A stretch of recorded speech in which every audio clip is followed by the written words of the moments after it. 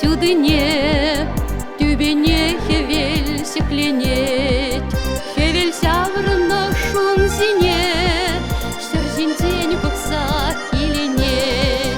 Сарыяк теде хевель сяврно хевелетла ан юрат, сар хевель сюлье волкуся вармаш, он жена вкуснает сам сюгат.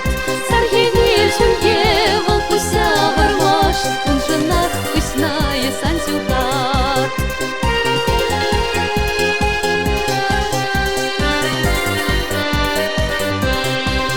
Шангарпи пала сюменде, шангарав тедек сиденет, хевелься варано шуменде, юраду юри кевелет. Сарыяк тедек хевелься варано хевелетла ан юрат, сар хевель сюлье волкуся вармаш, он жена вкусная сансюгат. Сар хевель сюлье волкуся вармаш, он жена вкусная сансюгат.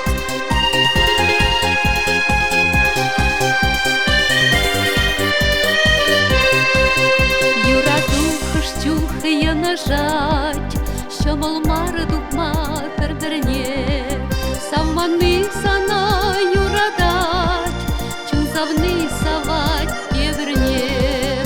Сарыяк теде кевелься варнош, кевелетла ан юрат, сар хевель сюлье волкуся вармаш, он жена вкусная. Какого года рождения дедушка? Кто? Дедушка, который кавалерист был. С какого? Ну, в общем, я не могу сказать, с какого, но 700. я когда в 6 классе училась, это 60 лет ему было. Ага. В 6 классе вы в каком году в 1 класс пошли? Не помню. Ну, он в царской армии не служил? Вот он как раз, это царская армия. Ага, вот похоже, погоны есть, потому что... Ну, общем, здорово, что вы сохранили, потому что у нас, я вот по родной книге, родной деревне книгу сейчас издаю. Да. Только у двоих я нашел фотографии, я пока нашел только, да? А ведь раньше у всех было на стене. Да, на стене есть, я даже удивляюсь, Все они у как всех это они, вот деньги не жалели и Да. фотопортреты они сделали. Это дорогие были они. Ой, очень вообще-то дорогие. не так и много у них было И фотопортретов. какого качества, посмотрите фотографии, И до тогда чего? серебро не жалели. Там даже серебро содержание есть. Да. Фотографии в пленках. Вот это, Лид, вон, видишь, там бабушка, дедушка и я в центре. Ага. Здорово. А это что за вышивка? На Это чем бабушка фоне? мне вот, на память имя Ага. бабушки. Это она сама, что ли? Так? Сама, да. Да. Сначала нарисовала сама сначала или как? Сразу это вышивать начала? Не знаю, она, по-моему, сразу это сама придумывала. Ага. Мне так кажется. Потому что она очень много Значит, у вас вышивала. творчество в крови. Да. От бабушки? Да. И мать у меня тоже. Мама тоже. Да, Здорово. она придумывала узоры. Ага. Но помните, из Казани картину привезли. Чувашская семья, там что ли на скрипках играет, тоже на черном фоне. Похоже на него, да? Помните? В художественном музее на Калинина выставлялась она. Неизвестного художника. Да, да. А может тогда в модах?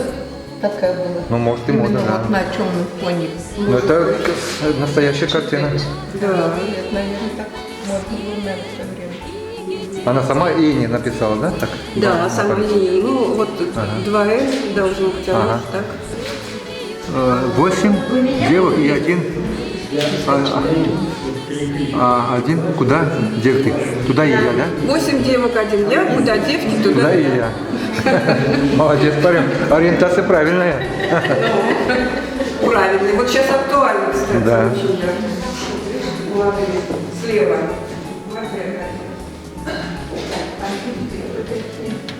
Нет, вот редактекст, вижу, а уже не может. Нет, это бабушка. Вот да, это не можешь. А Иван Васильевич, вот это класс. Это бабушка. Здесь очень выразительно. Да. Удачно. Да, удачно. Это сумела отразить себя. И характер. И я.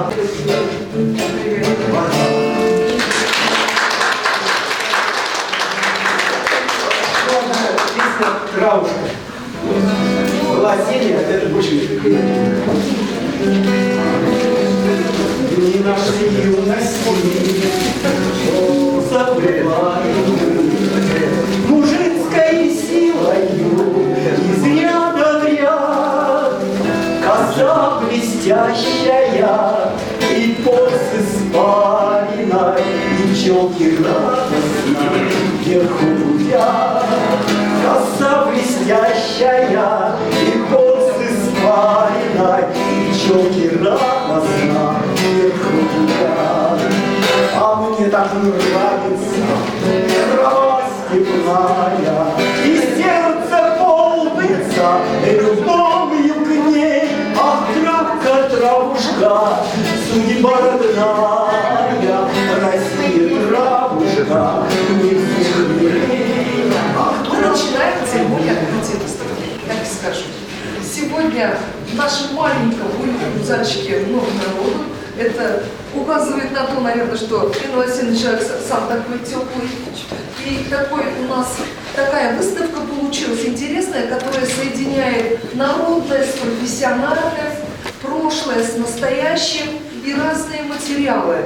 И они очень хорошо сочетаются между собой, такая гармония. Мне самой, например, очень нравится и ее произведение, и коллекция ее этнографическая, в большинстве случаев доставшихся от бабушки, подаренные студентами, собранные ею самой. Инна Васильевна потом сама расскажет. И все это объединяется вокруг этой выставки «Предание предков». Мы делали, конечно же, с Инной Васильевной выставки.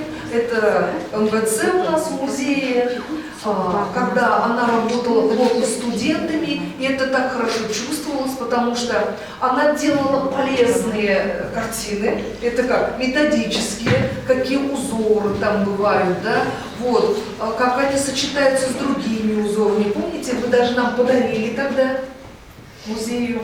Мы сейчас вот это не стали показывать из-за ценности этой экспозиции. А вообще было дело, были наши совместные выставки, и мы, в общем-то, сотрудничали.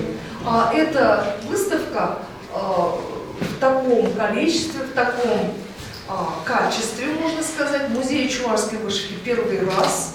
И она очень логична здесь. Здесь мы видим узоры и на рубахах, мы видим узоры и на полотных картинах.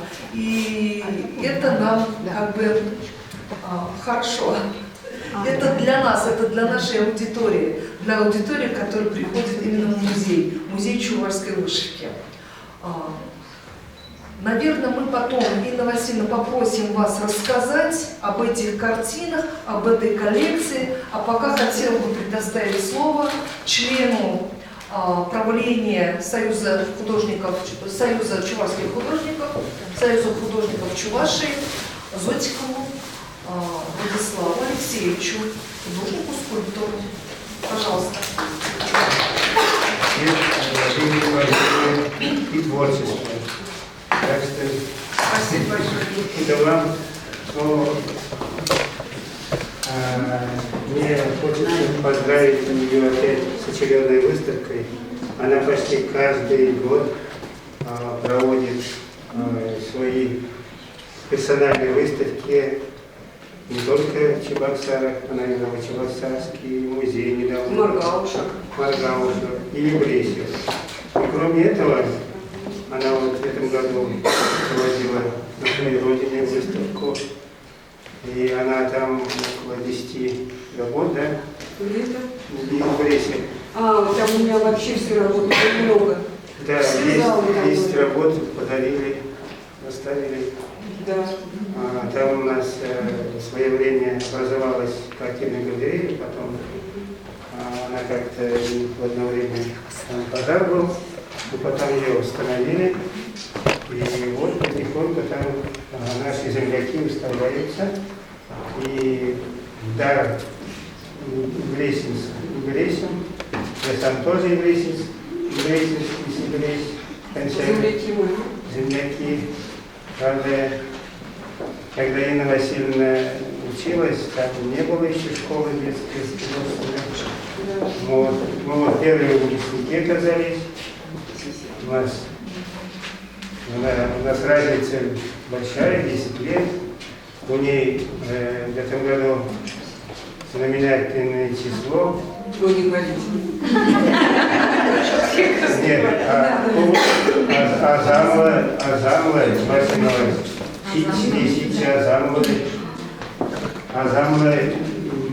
Павла Ябалава. Никто не верит. 77 это число, и число семерка это сичеристи трегастис. Это лево.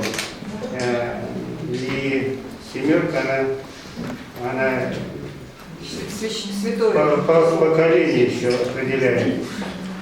До 7-го поколения родственным нельзя было друг друга выходить замуж. Особенно влияло это на потомство, да. Поэтому нужно было 7 поколений. И это очень... И семерка, это число, она говорит Дагните. Тюльпаном, вот число семерка, тюльпаном трезубец распахнут, возникли стрела, проявилась роза, явился полфиль, фиалки обозначился рост. Это вот все это связано число семерка с цветами. Цветы это определяет человечность. Тот, кто выращивает цветы, любит цветы, дарит цветы, это говорит о том, что ты по-человечески вы очень близки. На Земле у нас два разновидности, это землянин и человек. Это человек, который любит больше, заботится о ближнем. И как раз вот Инна Васильевна, я знаю, она не только персональные выставки делает, она участвует во многих выставках, проводимых Союзом чувашских художников, Творческим союзом художников России и отправление наших, мне вот попросили высказать благодарность вам за то, что вы ведете такую активную творческую жизнь. И действительно, художник, если он взялся,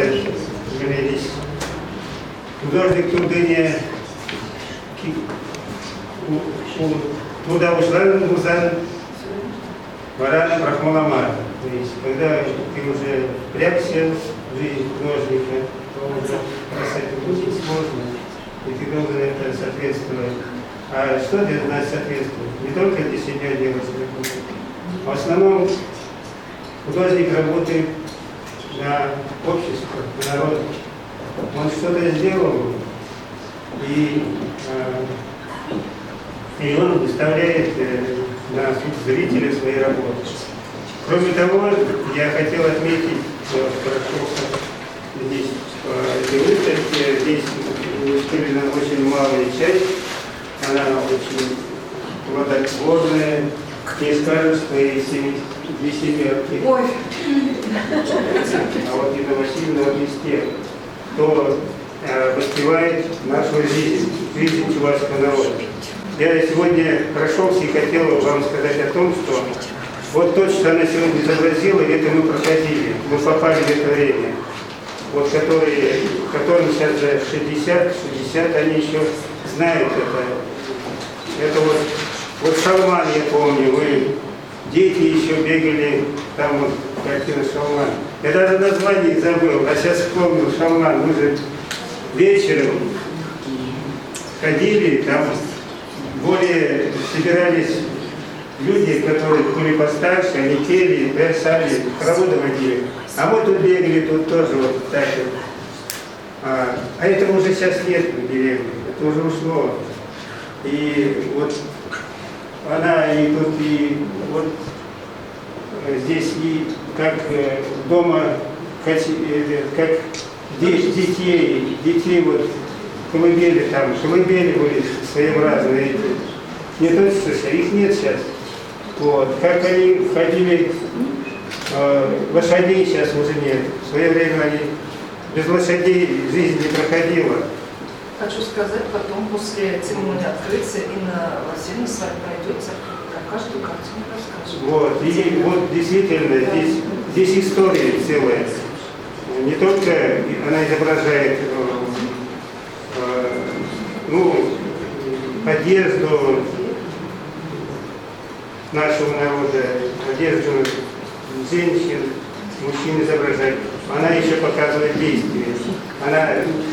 Она сама экспрессия, она сама человек такой экспрессивный, и работа, вот, вы видишь, там у нее экспрессивная живопись. И не только в композициях, в рисунках, но и в цвете она экспрессивная. В общем, хочется пожелать ей дальнейших творческих успехов.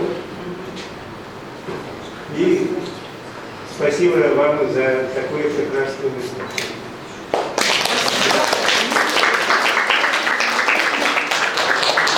Инна Васильевна, конечно, прекрасный художник, но она еще и педагог. Она много работала со студентами. Она работала в Институте культуры и искусств, представитель которого здесь у нас, тоже такой же творческий педагог, Раиса Михайловна Васильева. Пожалуйста, вам слово. Дорогая Инна Васильевна, Надежда Аркадьевна правильно сказала, притягиваете, теплотой, то ли сладкое, то ли с ароматом, не знаю. Это самые любимые ваши конфеты. С Инной Васильевной, как первый раз виделись, с тех пор мы вместе. На выставке приглашает. В прошлый раз я тоже была, но хочу сказать, одна выставка у нее не похожа на другую выставку.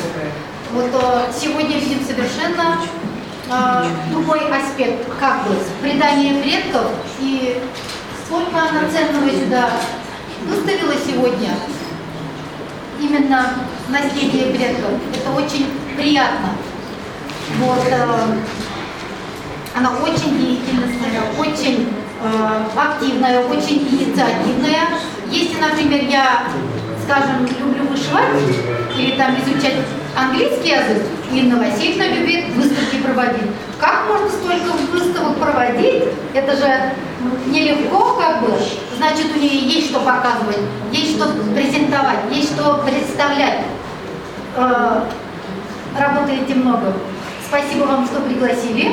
Сегодня я хотела прийти одна, потом хореографов пригласила, потом смотрю, говорят, еще фото-кино-видео творчество направление подготовить хочет.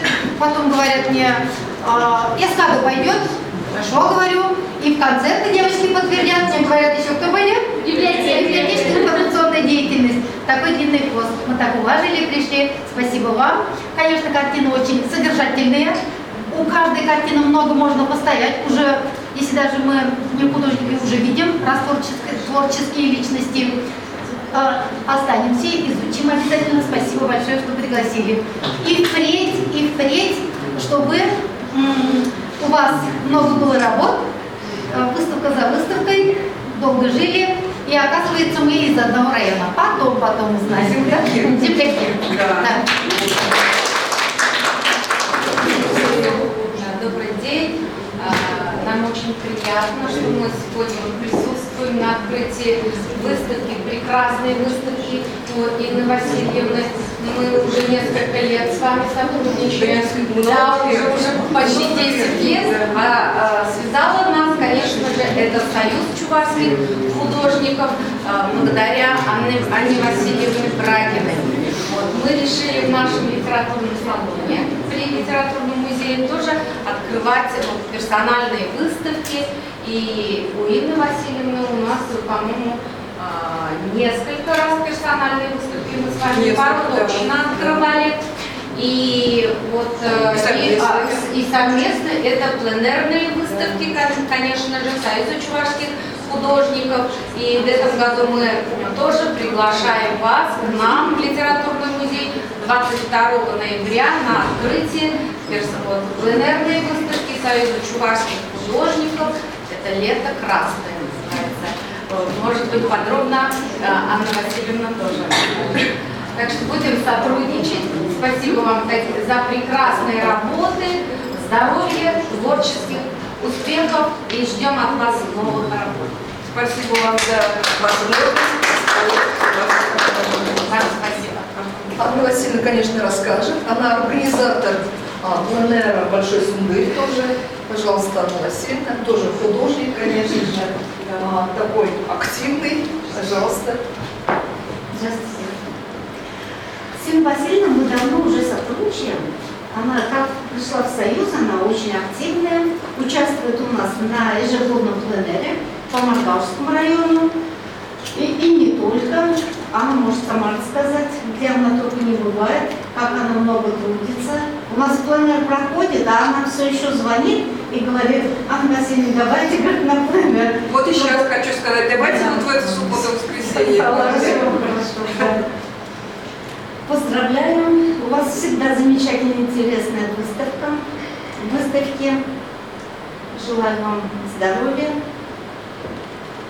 творческого вдохновения,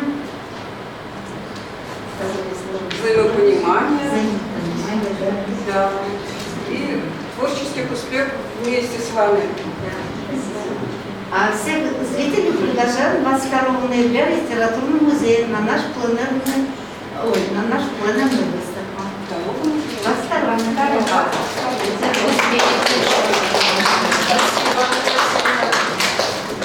Сказали, выступали тут педагоги, там, мастера кисти. Сейчас мастеру пера предоставим слово. Альбина Васильевна Любимова. Альбина Юраду, пожалуйста.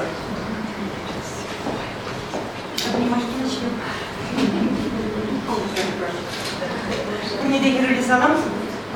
Чувашка удивляющий? Ты знаешь чувашский? Нет, Нижний Новгород много. Ну ладно. Зато я знаю русский. Я хочу сказать, что мы с вами подружились благодаря литературному музею. Да. Когда Ирина меня постоянно приглашает на все мероприятия, и в результате я всегда вас там на этих мероприятиях вижу. Вы самый такой активный друг литературного музея. И эта дружба у нас переросла вот такую близкую духовную, в общем-то, связь. И именно благодаря Анне Брагиной я еще ближе с вами как бы сошлась. У нас какие-то общие интересы появились. И потом, когда я уже узнала вашу фамилию, я вообще была в шоке, потому что, оказывается, я с ее сестрой очень много лет работала в Министерстве экологии, где я работала ведущим специалистом, пресс-секретарем, главным специалистом, замначальника отдела. Да, я ее уже увидела, ей поздоровалась.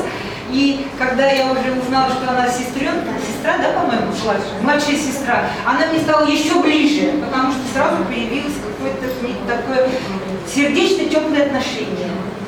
И, конечно же, я уже тогда приметила ее работы, но здесь я вижу абсолютно другие работы. Я, вы знаете, вот, честное слово, сначала подумала, что она это сама нарисовала. Честное слово. И только когда уже поближе подошла, посмотрела и поняла, что это сделано, в общем-то, руками бабушки. Вы очень умно придумали, это невозможно интересно. И вообще в последнее время заметила, что многие художники стали как бы картины украшать разными видами бытовых предметов. И это очень необычно, нестандартно. И я хочу сказать, что мне этот музей очень нравится. Здесь именно живет дух чувашского народа, и сотрудники этого музея, в том числе вот Надя Сильвестр, кстати, мы с ней почти родственники, она батырская, я батырская, да.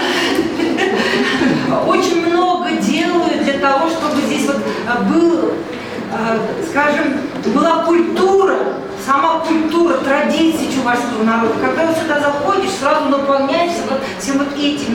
Наши предки как жили, что они делали, как они творили. Здесь их нежность, здесь их любовь, здесь их, скажем, мироощущение. Здесь вот именно наших бабушек, дедушек, наших прапрабабушек, дедушек, вот именно вот это дух здесь живет. И я себя здесь чувствую как в волшебном мире каком-то.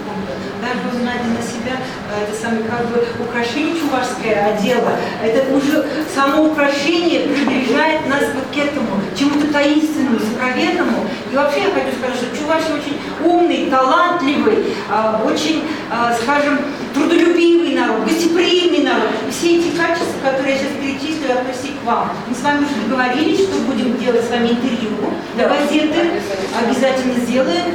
Как-нибудь свободное время выберем. С Анной я уже делала. По-моему, мне это интервью понравилось. Все бабушки. Никак не могу отделить. В общем, я хочу вам подарить книжку.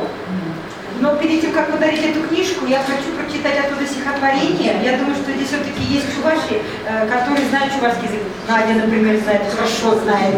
Анна знает хорошо, Ирина знает хорошо чувашский язык, Володя там стоит, хорошо знает. А для тех, кто не знает, да вот друг у нас тоже хорошо знает. А для тех, кто не знает, хочу сказать в нескольких словах по-русски, о чем в этом стихотворении идет речь. В этом стихотворении я горжусь нашей Чувашией, тем, что она мастеровая, наша Чувашия, умеет как бы сотворять из ничего чудо, и все эти хушпу, тухья, масмаки, они как бы являются самым главным украшением Чувашского края. И кроме этого, именно я хочу сказать, что песня чувашская, которая отражает всю вот эту красоту словесно, образно, она как бы несется ввысь и прославляет вот именно все эти вышивки, в том числе и ваши работы, нашу Чувашию на уровне мира. Как еще можно выйти в мир? Именно через картины, через украшения, узоры. Им не нужны слова. И вот все это понимает любой. Сколько языков на свете? На свете более 6,5 тысяч языков. Значит, столько же народов. И все эти народы могут посмотреть на ваши картины, почувствовать ваши мироощущения, вашу душу, ваше сердце. Хушпу тухья масмака чувашкенем называется стихотворение. Наверняка те, кто не знает чувашский, уже поняли, о чем пойдет речь. Хирди, пи, сам гудяхва чувашкенем, хавашу зимбала из врана, день песни тутлы, оже, щекар енем, чунзавать нещен дуем тутаран. Хушпу тухья масмака чувашкенем, будь юраду чердень яшкермре, хавал пришелчек юрлинди енем. Шут шылдырна, жиран шуй бибере. Күн жолымын хуже с чувашкенем, санбачыға чувашкай порышне, мын незірзен бейхиле, ыры енем, упра, куш шырзибек хылчылюне. Хевель жеблиттерлиле чувашкенем, уязыне чынень, таванзыне, чыре таппин сасилле, сална енем, шен юра парнеледе тендене, сан юрында, юратна чувашкенем, вершене күн шути, шербин чыре таппи, пире телей сунанес, тван енем, ут малала, яруша санхевей хапхи. В общем, не только чувашей, радуйтесь весь мир вашей красотой, пусть ваша красота, созданная в вашем сердце, в ваших мыслях, в ваших думах, подарит этому миру, многогранному миру, разноликому, разноязычному миру, подарит счастье и радость. Спасибо. Очень красиво сказали. Ну, все так говорят. Те, кто владеет чувашским языком. Сейчас уже почти все выступили. Я тут вижу что Михаил Воробьев как-то выдвинулся вперед. Может, он хочет что-то сказать? Ну, я могу сказать, что Галина абсолютно необыкновенное явление не только в чувашском искусстве, но и вообще в мировом искусстве. Знаете, что я вам хочу сказать? Вот мы все смотрим на картинки, да, и мало чего понимаем. Мы видим, как на фотографочке там похоже и хорошо. А в искусстве все не так. Я вам скажу, что наши далекие предки прошли период фигуративности, вот этой примитивной фотографичности, глубочайшей древности. Знаете, и не то, что отказались, они уже преодолели те периоды развития европейского и мирового искусства до вот такого пиар-кода. Вы пиар-код же знаете, там сколько зашифровано, и не видно снаружи. А если подойти по-деловому и прочитать его, там столько информации записано. Прочитайте вот этот пиар-код чувашской культуры. Навряд ли мы сегодня сможем это сделать даже с помощью нашего гуманитарного института со всеми его сотрудниками. А это делали простые люди, простой народ. И то, к чему пришли европейские художники в начале 20 века, это настолько примитивно по сравнению с достижениями чувашского народа в глубочайшей глубокой древности. Чувашам, вернее ничего, были сувары и булгары, боже мой, нас обозвали чувашами только в 16 веке. Знаете же об этом, наверное? Вот так вот.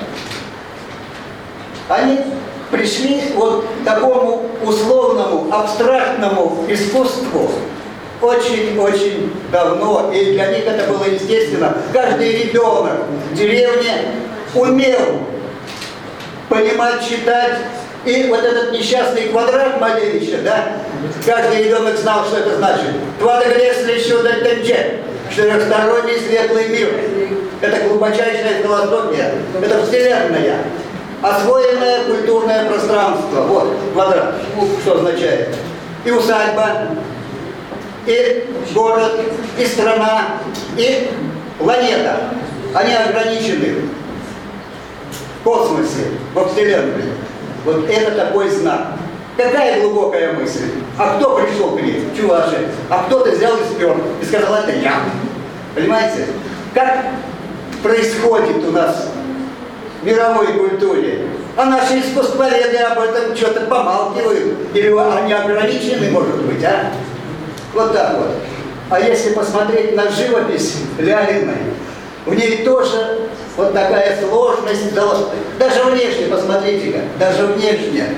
Вот этот кусочек, чисто формально, он немного напоминает вот этот, так сказать, случайно они оказались, этот кусок. Она всегда ищет что-то поэтичное, философичное, глубокое. Ее поэзия в каждом мазке, в каждой картине ее, глубочайшая поэзия. И когда смотришь и проникаешься, вживаешь в ее картину, то получаешь необыкновенное удовлетворение от эстетического вот этого удовольствия постижения ее культуры и искусства. Да, это так. И еще я вам скажу, какое счастье, что она не прошла академической муштровки в детской школе, в училище, в академии. Как только они проходят, они оказываются, знаете, как под одну гребенку причесанные. И ничегошеньки не могут сделать в мире. Кроме этого пошлого соцреализма. Знаете, у нас весь, вот, между прочим, я вам скажу, наш весь город завален скульптурой соцреалистической. Пустейшей. В искусстве то же самое происходит. Так вот, прорыв сегодня совершается кистью Лялиной. Она, не имея вот этой муштровки академической, от народа, вот от себя, от нутра, пишет так, как ей требуется, вот от внутренней потребности какой-то, знаете. И не нужно здесь вылизывать, где-то вот выдрючивать, как говорится, да, вымазывать, показывать вот точно как нету ничего, обобщенно все. Вот, это стиль Лялиной. К этому стилю надо присмотреться, надо его понять, потому что это веяние времени, сегодняшнего времени. Наконец-то мы дожили, отказываемся от, видите, соцреализм и его произведения, они уже не ценятся, давно уже поняли, люди уже поняли наконец. И приходит вот к символичному, такому абстрактному искусству, а это первые шаги к абстрактному искусству живописи. И это делает чувашская художница Лялина Инна Васильевна. Здесь глубочайшая поэзия, я могу стоять возле ее, вот, расшифровывать, может, целый час смотреть и наслаждаться. Вот эта работа, например. Глубочайшая вещь. И другая тоже. Я просто хожу целый день под впечатлением ее произведений. Честно вам говорю. Я ей сам говорил об этом. Там глубина неизмеримая. Надо вот как-то подрасти, образоваться, может быть, да? Сейчас ведь искусство это не просто. С Инной Васильевной про каждую работу посмотрим. Да. Вот. Так что мы должны радоваться тому, что живем вместе с ней в одно время. Спасибо ей за то, что она есть. Отвлекаясь, как сказать студентам сейчас, вы, наверное, узнали персонажа, который здесь у нас находится на выставке. Узнали, да? Это одна из последних работ ее. Тоже художница, если не узнали, присмотритесь. Глазки должны быть у молодежи острые. А сейчас я хочу предоставить слово Волковой Альбине Витальевне, пожалуйста. Так неожиданно. Спасибо. Что я могу сказать? Я просто стою и с таким удовольствием слушаю профессиональные отзывы о работе моей бывшей коллеги по Чувашскому госуниверситету в недавнем прошлом. Вот, приятельницы, очень хорошей женщины. Я только могу сказать, как обыватель, я очень рада, Инна Васильевна, что у вас сегодня открылась очередная выставка ваших творческих работ. Я восхищаюсь вами, вашим трудолюбием, вашим талантом. И только могу единственное пожелать, чтобы вдохновение было вечным спутником вашим, чтобы оно не покидало вас, чтобы еще новые работы у вас появлялись, и чтобы они нас радовали, поклонников вашего таланта. Удачи, успехов, главное, берегите здоровье. Спасибо.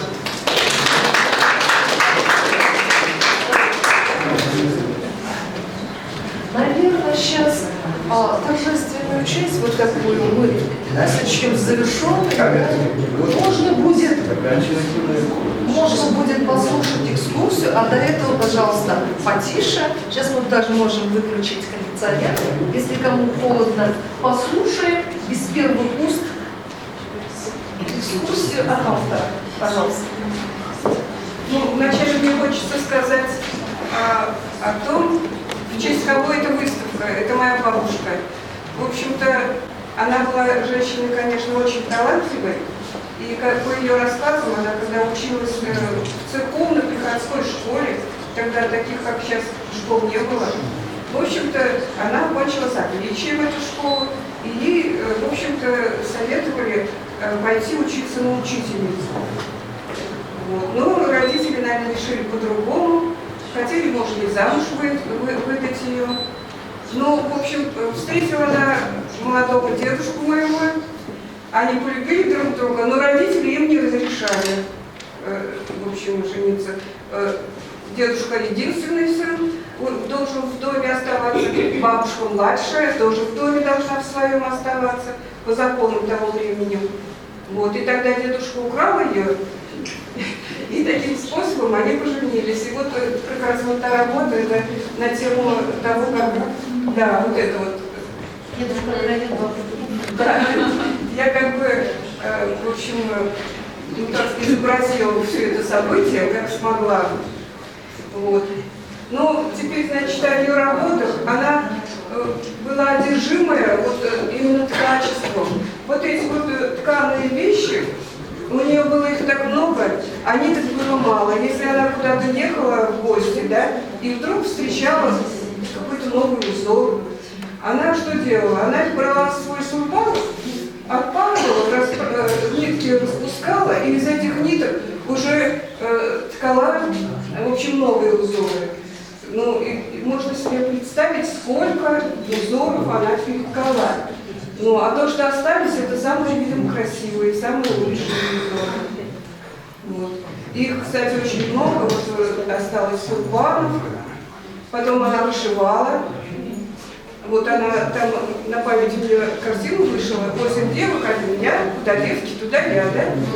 Вот это прям настоящая картина у нее. Потом она вышивала вот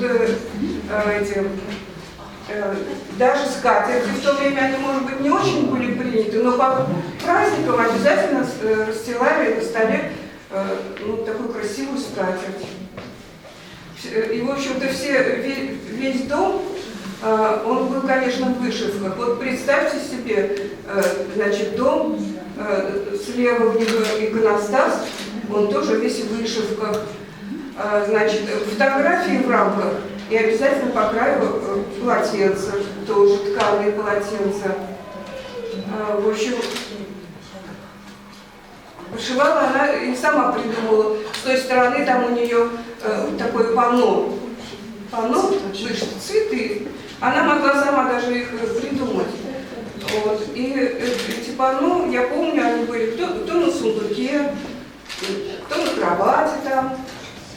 В общем, было, вот если представить все эти вышивки в интерьере, да, вот представляете, это очень красиво. Вот я сейчас только осознала это, как красиво жили раньше, значит, наши бабушки и дедушки. Они, в общем, своими руками не только вышивали в то время. Вот у отца, например, было 10 человек детей, у них вообще денег не было, было натуральное хозяйство. И вот они сами выращивали лен, коноплю, сами делали нитки, красили, потом, значит, ткали, значит, всего 7 видов ткацких, значит, этих полотен было. На нижнее белье, на верхнее белье, там, значит, на постель, на постель. Ну, в общем, 7, я пересчитала их всего видов, получается. Значит, в общем, конечно, если еще вспомнить все те обычаи и праздники, которые они соблюдали, обязательно праздновали, то, получается, жизнь настолько интересная и красивая. Вот. И улицы там, значит, были все, они друг к другу по праздникам ходили в гости. Вот Люда, например, может это подтвердить.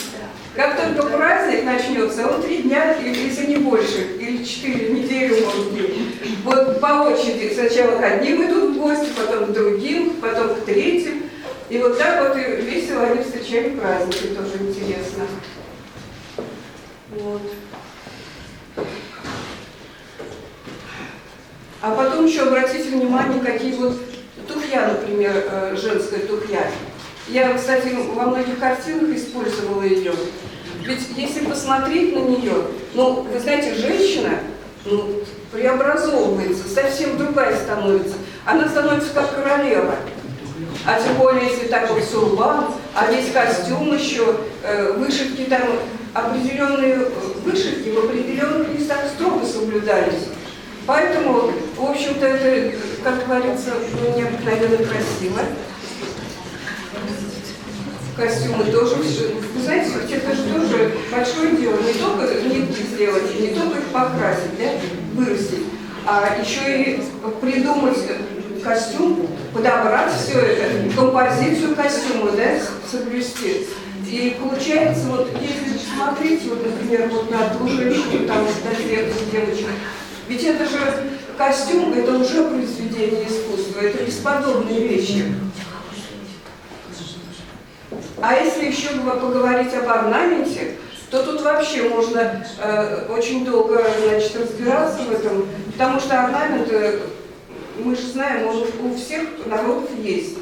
Примерно, ну, в общем-то, они повторяют, но у каждого народа свои, значит, немножко дополнения, какой-то цвет свой, и получается похоже. Вот сейчас уже у нас эти интернет, и, в общем, как бы то, что в интернете мы встречаем, вот эти знаки, да, вот такое ощущение, что в этих орнаментах знаки неспроста. Они очень много означают, очень много говорят. Единственное, что значение утеряно, но я надеюсь, что молодежь наша, в общем, со временем овладеет этим делом. Может быть, и кто-то из них сможет как-то расшифровать. Ну, да, сейчас теперь, значит, я еще перейду к свою картину. Вы знаете, получается так, что, в общем-то, когда поверхностно смотришь, многое, как бы, ну, сказать от внимания. Но когда вот у меня бывают открытия выставок, да, бывает так, что задают вопросы. И тогда я понимаю, что вот для того, чтобы лучше понять, надо, наверное, рассказывать все-таки. Вот, например, вот эта вот женщина, да, вот, какой смысл, какое значение? Мне хотелось показать или рассказать, в общем, как раз у нас была страшная война, и как ну, наши женщины провожали мужей. И вот тут вот как раз вот, ну, темный фон, это вот как раз что-то трагическое, там на войну уехал муж, вот она его, конечно, проводила и почувствовала под сердцем биение новой жизни. Вот так вот получается. Значит, проводила мужа, ну, уже вот, знает, что, в общем, будет продолжение рода, что она вот будет матерью. Она уже как-то догадывается немножко. Вот эта картина именно об этом. Так, а вот эта вот картина, вот, «Орел», это, знаете, вот эти все работы, да, 4, это на тему шуварских песен. Если бы вы услышали эту песню «Орел», да, знаете, бесподобная песня, она прямо такая могучая песня, и мотив такой, вы знаете, как будто взмах крыла там, и все такое. И вот, ну, я представила так, это самое, в общем, ну, как она зарождалась, наверное, как-то вот так вот, когда смотрели на летящего орла, и как-то это самое, сочиняли в этот момент песню, может быть, и мелодию тоже. Вот. А если говорить там вот эти вот знаки, да, ну, ведь вот как раз я говорила, что орнаментальные знаки у всех что-то означают. Квадратик и, значит, точка. Это может быть дом, это может быть деревня, может быть государство. Вот. А вот эти вот, значит, сломанными линиями такие вот веточки, они означают, эти линии у всех народов, между прочим, не только у чуваш, означают, значит, силу. Если вот такие вот вещи на мужских рубашках, это значит, этот мужчина, который одет, значит, он какую-то там силу представляет для всех остальных. Он может быть главнее всех, может быть просто сам по себе такой вот по характеру, очень такой вот сильный человек. Или, может быть, это вот вышла женщина, пожелавшая своему сыну, чтобы он был сильным. Вот именно вот с такими вот узорами. Ну вот эта вот картина, она, в общем-то, по содержанию, она простая. Ну, Рождество. Это в любой семье, в любые времена. Вот, поклонялись как раз праздник такое Рождество. Это рождение нового человека. Вот, родился человек, и все радуются, что вот прибавилось, значит, еще больше стало родственников. Вот, значит, ну, а мать, конечно, для нее это вот как чудо. Вот, не было никого, и вдруг родился. Получается так. Вот эта вот картина, кстати, тут рождественская песня вот на тему, а эта песня на тему «Дню к труду». Алранка не будет наша самая песня, да? Как раз это «Дню к труду». Ну, в смысле, это когда вот народ собирается, вот тут вот случается так, что это вот может быть дом, это может быть вот, значит, деревня, это может быть государство. Вот так вот, да? И вот это государственный какой-то праздник, День труду. Между прочим, есть такой праздник, его празднуют, поют эту песню. И, в общем, это самое... Это очень, очень известная, сильная, очень сильная песня вообще-то. Вот. И колесо наверху, это означает или солнце, или вселенную. Вот. Ну вот это вот вы уже знаете, что означает такая сила, да. Вот это вот значит уже, знаете, какая песня чувашская есть? Шанга, шанга, шанга. Вот жалко, у нас нет, кто бы спел нам эту песню. Тоже очень красивая. И, ну, если перевести ее, в общем, вода течет, а жизнь проходит. Вот все. Вся суть этой песни и суть этой картины. Вот женщина стоит, молодая, но, в общем-то, жизнь, она течет, у нее течет. Вот у нее там будет ребенок тоже, вырастет, и тоже так же будет, ну, предположим, девочка, и тоже так же будет стоять, и это самое с коромыслом, и жизнь у нее будет точно так же протекать. Вот. Вот это вот, значит, я нарисовала на сюжет росписи церкви Волотова. А чем она меня привлекла, вот эта церковь? То, что она около Пскова, в 2 километрах от Пскова, 13 века. Она стояла, пока в 40 каком-то там 2-м году, или в 41-м, немцы не сбросили на нее бомбу. И осталась вот груда кирпичей и штукатурки. И что интересно, вместо кирпичей выстроили новую церковь, штукатурку собрали, ну, об этом почему-то никто не говорит, но немецкие, значит, я не знаю, электронщики, ну, у них аппаратура и все такое, они вот сумели соединить штукатурку, как вот спазы бывают, да? Вот, они, значит, восстановили эту роспись. Вот, это произошло удивительное дело для меня тоже. В этой картине я хотела что изобразить? В общем, вы знаете, вот смотришь на войну на Украине, да? И меня вот просто поражают украинские вот эти женщины, мужчины, которые не хотят, у них кругом бомбежка, они не вылазят из подвалов, но не хотят уезжать куда-то. Они хотят там оставаться, прям под бомбами. И вот получается так, что, ну, как бы я вот так вот это воплотила эту мысль. Таким образом.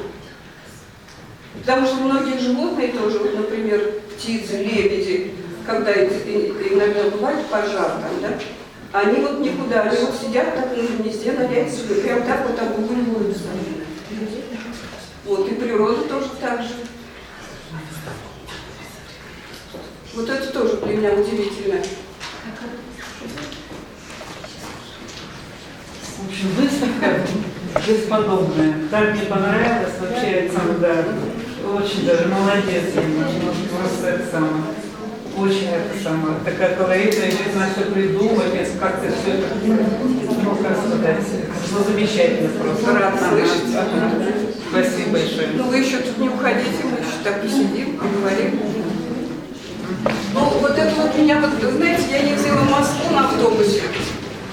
Вот сидишь в автобусе, первое сиденье там, и впереди дорога, ночь, и вот эта дорога, вот видите, она такая вот вся светящаяся в темноте. И мне представилось, что это вот я, не то чтобы я просто еду, вот, а где-то в космическом пространстве, как будто там темнота, ночь. И вот я хотела выразить именно вот это вот в этой картине. Не знаю, уж получилось или нет. А вот это вот в Табурданово на пленэре была Да. уже 5 лет тому назад. Значит, у них там церковь очень красивая. И вот тут вот художник стоит, рисует. Я как раз стояла, рисовала. Темно, звезды, вы знаете, ну вот как будто вот на таком расстоянии вот они опустились, такие вот прям темная ночь, яркие звезды. И где-то вдалеке там поют. Очень красиво было. Вот, и я, значит, это изобразила. Так, ну здесь вот, кстати, вот это вот мне тоже лично самой нравится работа тем, что вот я какую там мысль выразила. Ну, в общем, вот видите, женщина стоит, у нее дочка рядом. Через какое-то время дочка стоит взрослая, рядом будет опять ее дочка стоять, да? А вообще-то это говорит о том, что время бежит. И вот я изобразила время, как оно бежит на конях. Ну, там вот это автопортрет, да? Да. Ну, здесь вот все понятно, это вот гадание. Ну, в общем-то, много у нас среди чувашей язычников и до сих пор. И мы частично, может быть, язычники все, а частично христиане. Ну вот, и бывает так, что, ну, гадают. Вот изобразила именно это. Ну, это понятно, что там изображено. Раньше женщины ведь как? Для того, чтобы выжить, надо было вспахать, посадить, значит, пшеницу, потом ее вырастить, осенью взять серп и серпом убирали, зерна собирали, а потом мололи и хлеб. В общем, вот так вот они жили раньше. Так, ну вот здесь вот у меня шалман, значит, это вот как раз, кстати, вот в Бресик у нас там недалеко от дома, люди вот помнят, наверное, это самое, там мы собирались на перекрестке. Было большое дерево, и собирались парни и девушки, а мы там ночью тоже там наблюдали. Карла Маркса и Ленина. Да, ага. А там рядом пруд еще был. И, значит, мы ходили туда, бегали ночью. Хорошо, что нам не запрещали. В общем. И было очень интересно смотреть. А потом ночью парни и девушки ходили по деревне, по поселку и пели. Иногда с гармошкой, иногда без гармошки. А иногда, вот у нас у бабушки было на улице крыльцо такое, парень с девушкой, значит, садились на крыльцо, и там долго разговаривали, тоже слышно было. В общем, вот интересно было все. Граммофон не было? Да нет, ничего не было, все сами. В наше время уже магнитофон появился. Да уж.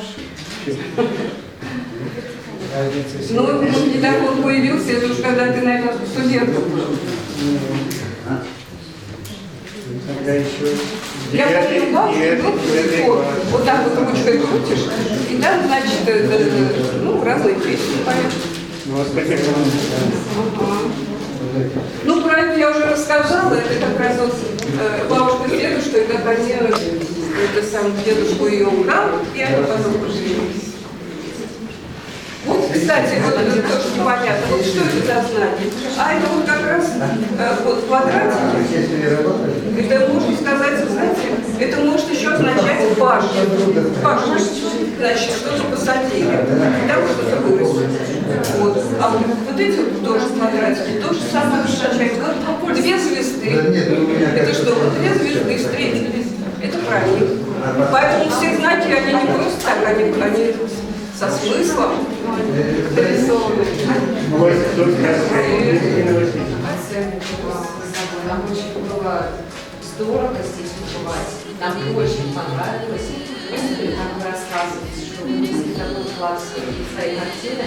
И мы посмотрели, что некоторые картины